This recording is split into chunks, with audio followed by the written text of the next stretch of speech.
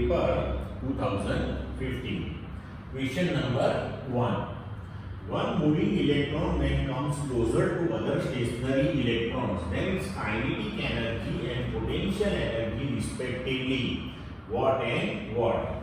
So when two electrons comes closer, then due to electrostatic repulsion, kinetic energy decreases, and as per conservation of energy, the potential energy will increase. So we can give the answer C. Kinetic energy decreases and potential energy increases. So we can write that is as per conservation of energy. Now question number 2. An inclined plane of length 5.6 meter making an angle of 45 degree with the horizontal is placed in an uniform electric field E equal to 100 volt per meter. A particle of mass 1 kilogram and charge 10 raised to minus 2 coulomb is allowed to slide down from rest position from maximum height of the slope. If the coefficient of friction is 0.1, the time taken by the particle to reach the bottom. Now here, first of all, we have to find the resultant acceleration of the particle. See, first understand the situation given to you. Particle that is of mass 1 kilogram. It is on an inclined plane having angle of inclination that is 45 degree. Coefficient of friction that is given to you 0.1 and length of the slope that is 5.6 meter. Charge residing on the object that is 10 raised to minus 2 coulomb. So when this one is moving in downward direction means the friction that will be in opposite direction.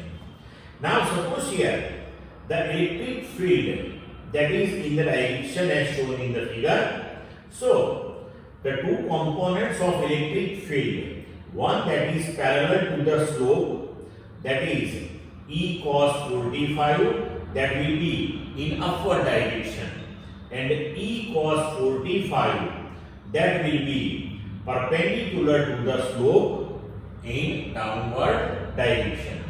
It implies that now here we can say this thing on this particular object.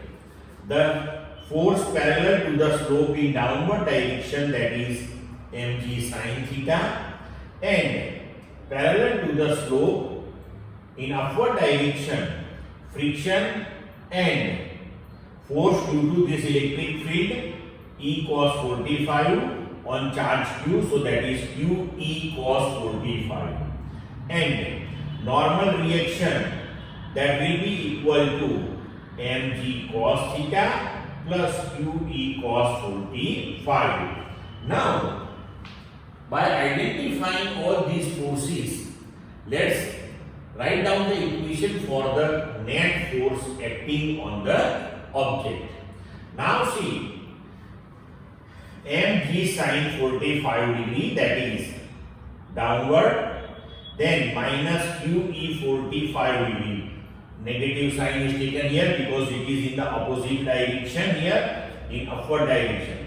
So minus QE cos 45, then force of friction, that is mu into n. So minus mu, and normal reaction that we can write mg cos theta, that is mg cos 45, and QE sin 45. So that is equal to mass into acceleration. Here rectify this one is E sin 45 actually. Now substitute all the values given to you. Mass is 1 kilogram, G 10 sin 45 1 upon root 2. Then charge Q 10 raised to minus 2 coulomb, so 1 by 100. Then E, that is 100 cos 45 1 upon root 2. Coefficient of friction, that is 0.1, so 1 by 10. Mass G cos 45 Q E 1 upon root 2 sin 45, that is equal to mass 1 into acceleration A. So resultantly, now we can calculate acceleration and it will come to 5.6 meter per second square. Now acceleration is constant, so we can use the equation of motion with constant acceleration. So we can use the equation s equal to v0t plus half at square. Initial velocity of the object when it is placed at the top of the slope, that is 0. So s, that is half at square. So t, that is under root 2s upon a. Now s, that is the length of the slope which is given to you, 5.6. Acceleration you already calculated, that is 5.6. It implies that your answer for time taken by that object to reach at the bottom, that is root 2, means 1.41 second. Clear? Question number 3. Charges 1 microcoulomb are placed at each of the four corners of a square of side 2 root 2 meter. The potential at the point of intersection of the diagonal is what? K, that is 9 into 10 raised to 9 SI unit. So here in this particular case, first of all we have to take the potential. Due to any one charge, all the four charges are identical one, and from the point where we want to find the potential, all the charges are at the same distance, because that particular point, that is the center of the square.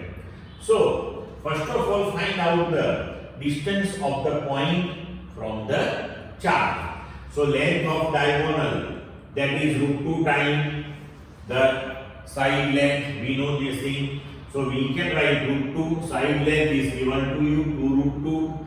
So it will come to 4 meter. So length of semi-diagonal, it implies that the point that will be at distance 4 by 2 means 2 meter from each charge. Now potential due to any charge at this particular point O, that we can write KQ upon R. Now total 4 charges are there, all are at the same distance from O, so multiply it by 4. Now substitute the values of K, 9 into 10 raised to 9, then Q, that is 1 microcoulomb, so 10 raised to minus 6, R, that is 2, multiply it by 4, you will get the answer 18 into 10 raised to 3 volts, so your answer is A. Clear? Now question number 4. A point charge Q is situated at a distance R on axis from one end of a thin conducting rod of length L. Having the charge Q uniformly distributed along its length, the magnitude of electric force between the two is how much? So we have the Coulomb force, that is between 2 point charges. So here what we have to do? We have to divide this particular entire charge distribution into so many infinitesimal small elements, so that we can consider each small element which one is possessing some charge, so that charge can be treated as point charge. Suppose here we consider an element with length equal to dx, which one is situated at a distance x from charge q. Okay, so suppose on this particular element charge is dq, so we can write dq, that is sigma dx, where sigma, that is charge per unit length. So we can write sigma, that is q by l into length of the element dx. Now force between dq and q, that we can write df equal to 1 upon 4 pi epsilon 0 q dq upon x square, or we can write k q dx upon lx square. Okay. Now total force, so here entire rod will be divided into so many infinitesimal small elements. For each one we have to calculate the force, and then we have to take the summation. So here we have to take integration. Now for integration, the limit that we have to take from one end to other end of the rod with respect to the given charge. So integration TF will give you the total force AQQ upon L, integration R to R plus L, and 1 upon x square, that is written as x raised to minus 2 dx. Integration of x raised to minus 2, that is minus 1 upon x, take the limits R plus L. So first substitute x equal to upper limit, then after lower limit. And now if you solve this one by taking the LCM here, we will get the resultant force, that is KQQ upon R into R plus L. Clear? Now question number 5. Okay. If alpha particle and deuteron move with velocity v and 2v respectively, the ratio of their de Broglie wavelength will be what? Now see, the Broglie wavelength of the particle, that is given by lambda equal to h upon mv. So we can write lambda 1 by lambda 2, that is equal to m2 v2 upon m1 v1. Now here say 1, that is alpha particle, 2, that is deuteron. So lambda alpha upon lambda deuteron, that is equal to mass deuteron, velocity deuteron upon mass alpha, velocity alpha. Now mass of deuteron, that is 2u, for alpha it is 4u, and the velocities for deuteron and alpha particle are given to you. For alpha particle it is v, and for deuteron it is 2v. Okay. So substitute these values, velocity deuteron 2v for alpha v, and you will get the answer 1 raised to 1, means your answer is C. Now question number 6. The Broglie wavelength of an atom at absolute temperature T degree Kelvin will be what? Now we have the equation for the Broglie wavelength, that is lambda equal to h upon mv, but mv, that is momentum p. So we can write lambda, that is h by p. Now kinetic energy of atom, that we can give by p square by 2m. So p, that is under root 2me. Now substitute this value of p in equation of lambda. So we can write lambda, that is h upon under root 2me.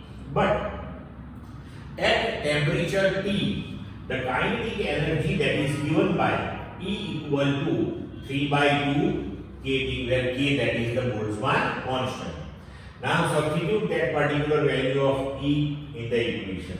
So h upon under root 2m into 3 by 2 kT, 2 cancel. So your answer, that is h upon under root 3m kT. So answer is A.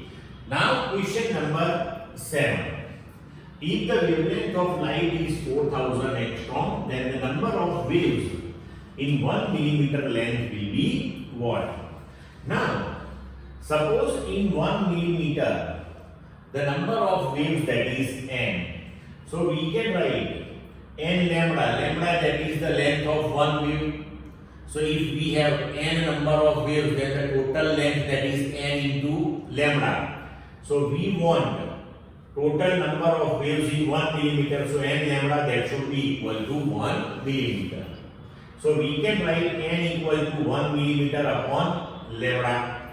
Now lambda, that is given to you 4000 angstrom. So that is 4 into 10 raised to minus 7 meter.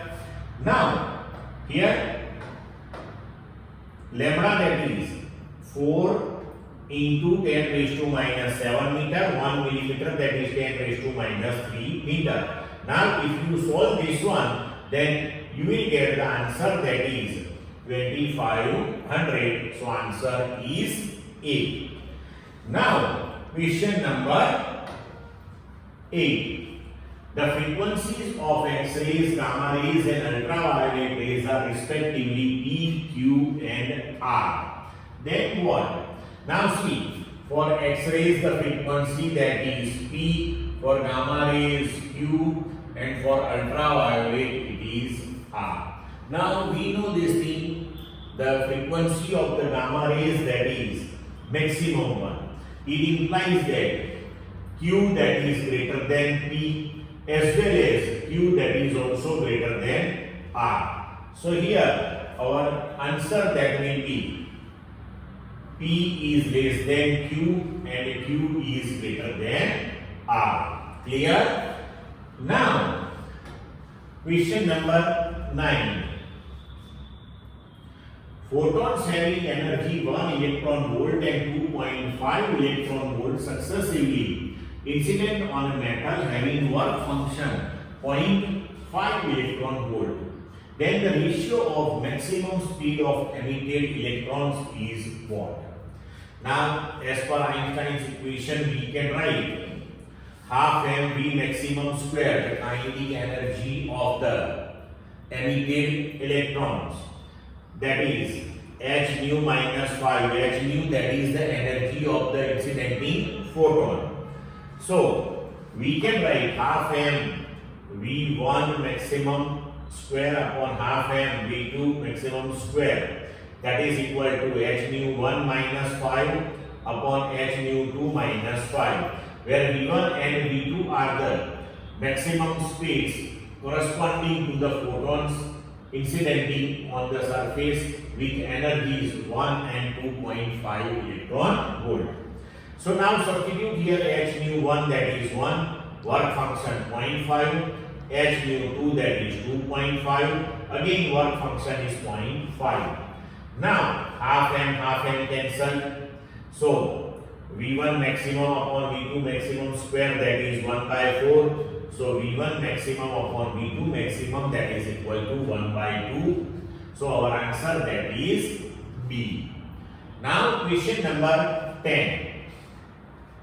A and B are the 2 points on a uniform ring of radius r. The resistance of the ring is r, and angle AOB, that is theta, as shown in the figure. The equivalent resistance between the point A and B, that is what? Now here suppose the resistance per unit length of the wire, that is sigma. So total resistance of the ring which is given to you r, and here the radius of the ring, that is small r. So length of the ring, that is equal to circumference, so 2 pi r. Now resistance per unit length is sigma, so total resistance, that is capital R, equal to 2 pi r sigma. Now here suppose resistance of this smaller r, that is R1, and for this larger one, that is R2. So we can say R1 and R2 are parallel across A and B. Now resistance of small arc, that is length of arc AB, that is theta into r, arc that is angle into radius, and per unit length resistance is sigma. So R1 that is theta r sigma. Larger arc is a subtending angle 2 pi minus theta. So its resistance R2 that is 2 pi minus theta into r sigma. Now R1 and R2 are parallel across A and B. So equivalent resistance, that is R1 into R2 upon R1 plus R2. Now substitute the values of R1 and R2. And then after, if we solve it, then we will get R equivalent, that is theta r sigma into 2 pi minus theta upon 2 pi. But see here, small r and sigma are not in the answer. Answer, that is in terms of capital R, the total resistance of the ring. So we have to introduce it here. Now, here in this particular equation, we can substitute sigma, that is capital R upon 2 pi r. So sigma is replaced by r upon 2 pi r. So r cancelled, 2 pi into 2 pi will give you 4 pi square. So theta into capital R 2 pi minus theta upon 4 pi R square means our answer, that is D. Clear to all of you? Now question number 11. Two wires of equal length and equal diameter and having resistivity ρ1 and ρ2 are connected in series. The equivalent resistivity of this combination is how much? Now see, we have the equation for the resistance, that is R equal to rho L by A. Here two wires are with equal length and equal diameter. It implies that L and A, that is same one for both the wires. So resistance of one wire R1, that is rho 1 L upon A, and for second wire we can write R2 equal to rho 2 L upon A. Now these two are connected in series. So equivalent resistance, that is R1 plus R2. So we can write rho 1 L upon A plus rho 2 L upon A. If we take L upon A common, then L by A into rho 1 plus rho 2. Now equivalent resistance that we can write, equivalent resistivity into now total length of the system. Two wires, each one with length L, are connected in series. So total length is 2L upon A, and that is equal to this 1 upon A into rho 1 plus rho 2. So L by A, that is cancelled from both the sides, take 2 on right hand side, means equivalent resistivity, that is rho 1 plus rho 2 by 2, means your answer, that is A. Clear? Now question number 12. Match the following two columns. Now here in column number 1, the physical quantities given to you: electrical resistance, electrical potential, specific resistance, specific conductance. And in column number 2, the dimensional formulas are given to you and you have to match the column. Now see, suppose we think about electrical resistance. Then we have the equation R, that is V by I. So here V, that is equal to W upon Q into 1 upon I as it is.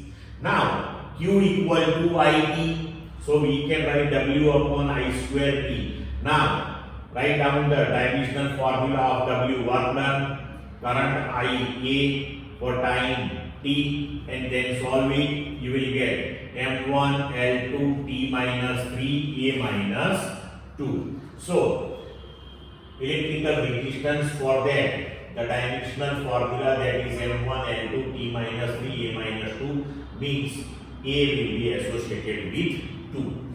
Then after electrical potential V, that is W upon Q, Q that is IT. Again write down the dimensional formula of work done, then of I, that is A for T, capital T, then solve it. You will get the dimensional formula for electric potential, that is M1 L2 T minus 3 A minus 1. So V is associated with 3. Then after the dimensions of specific resistance rho, that is R L by A. For resistance we discussed the dimensional formula, length upon area, so L upon L square. So that is resultantly you will get L raised to minus 1 here. Okay. Now here when you solve it, you will get the answer C, that is M1 L3 T minus 3 A minus 2. And the dimensions of specific conductance, that is 1 upon resistivity. So reciprocal of this one, M minus 1 L minus 3 T3 A2. And that is not given to you in the column. It implies that D, that is associated with 4. Now question number 30. Angle of minimum deviation for a prism of refractive index 1.5 is equal to the angle of prism of the given prism. Then the angle of prism, that is what? Sine 48 degree 36 minutes, that is given to you 0.75. Now we have the equation for the prism, that is mu equal to sin A plus delta minimum deviation by 2 upon sin A by 2. But here it is given to you. Minimum deviation, that is equal to angle of prism. So you can take here delta, that is equal to A.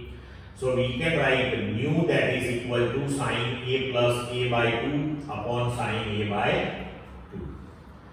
So mu, that is sin A upon sin A by 2. But sin A, that you can write 2 sin A by 2 cos A by 2. Sin A by 2, sin A by 2 cancel. So it is 2 cos A by 2. Now mu, that is given to you 1.5. Take 2 on left hand side, so 1.5 by 2, that is cos A by 2. Cos A by 2, that you can write sin 90 minus A by 2. So we can write 90 minus A by 2, that is sin inverse 0.75. And here from this one we can write sin inverse 0.75, that is 48 degree and 36 minutes. So 90 degree minus A by 2, that is 48 degree and 36 minutes. Now solve this one and you will get A. So A, that will come to 82 degree 48 minutes, and your answer, that is D. Now question number 40.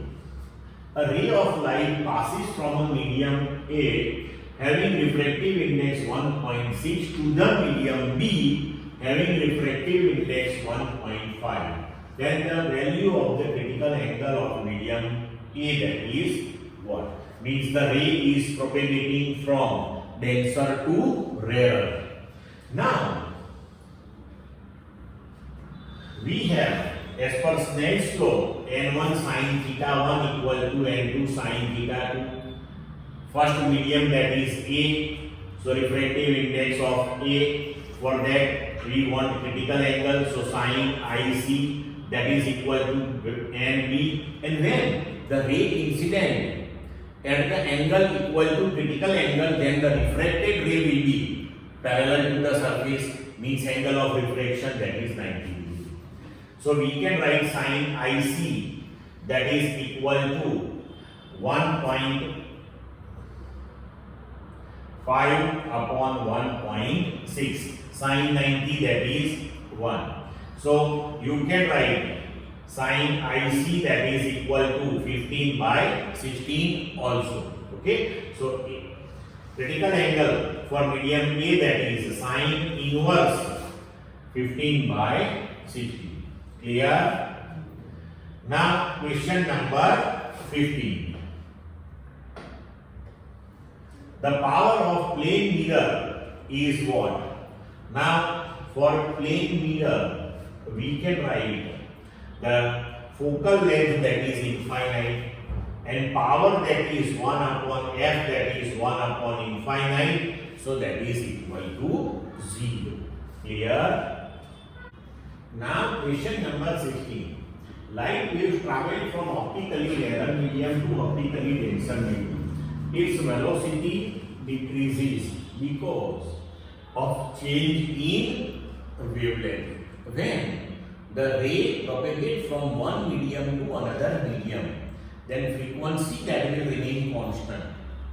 And we have the equation for velocity v, that is equal to lambda into f. So if frequency is constant one, means velocity that will change due to change in wavelength, means our answer, that is A. Okay.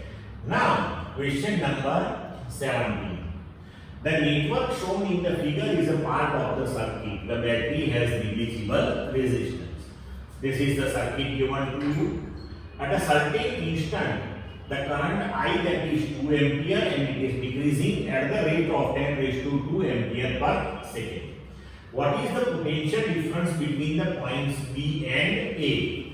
Here B, that is this particular point, and A, that is this one.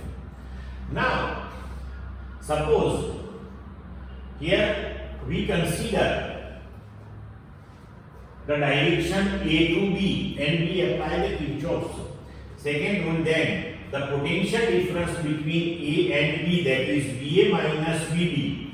So when current I is flowing through resistance R, the potential difference, that is IR. Through the battery you are moving from positive terminal to negative. So minus 12. And potential difference across inductor L di by dt, that is equal to VA minus VB. Now current is given to you, to resistance is 2 ohm, battery voltage 12, L that is 5 Henry, and dl by dt, L that is 5 millihenry, therefore 5 into 10 raised to minus 3, and di by dt, that is given to you 10 raised to 2 ampere per second. So that is equal to VA minus VB. Now solve this one. You will get VA minus VB, that is minus 8.5, but we want potential difference between B and A. So here VB minus VA, that is plus 8.5 volt. Clear to all of you? Now question number 8. A rod of 10 cm length is moving perpendicular to uniform magnetic field of intensity 5 into 10 raised to minus 4 Weber per meter square. If the acceleration of the rod is 5 meter per second square, then the rate of increase of induced EMF is how much? Now this one is the case of motional EMF. Say the rod with length equal to L 10 cm moving in the magnetic field with velocity v and acceleration a, that is given to you 5 meter per second square. So E, that is BVL. Now differentiate this equation with respect to time t. So you will get the rate of increase of induced EMF, that is dE by dt. B and L are constant.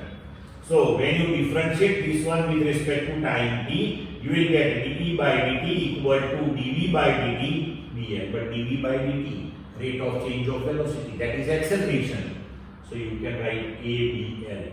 Now acceleration, magnetic field B, length of the conductor 10 cm, so 10 into 10 raised to minus 2 meter given to you. Solve it, you will get the answer 2.5 into 10 raised to minus 4 volt per second.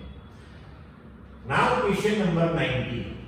A current of 25 upon 5 Hz frequency is passing through an AC circuit having series combination of R equal to 100 ohm and L equal to 2 Henry. The phase difference between voltage and current, that is how much? Now see, frequency that is given to you 25 by pi Hz, so omega, that is 2 pi f. So 2 pi into 25 by pi, that is 50 radian per second. Resistance that is given to you 100 ohm and length L, that is 2 Henry. Now we have the equation cos phi, that is R by Z. But Z is not given to you. That you have to find. That is the impedance of the circuit. In the circuit, resistance and inductor are in series. So you can write impedance, that is under root R square plus XL square. XL, that is omega. So under root R square plus omega square L square. Now we have R, that is 100, omega, that is 50, L, that is 2. Solve it, you will get Z, that is 100 root 2. Now cos phi, that is R by Z.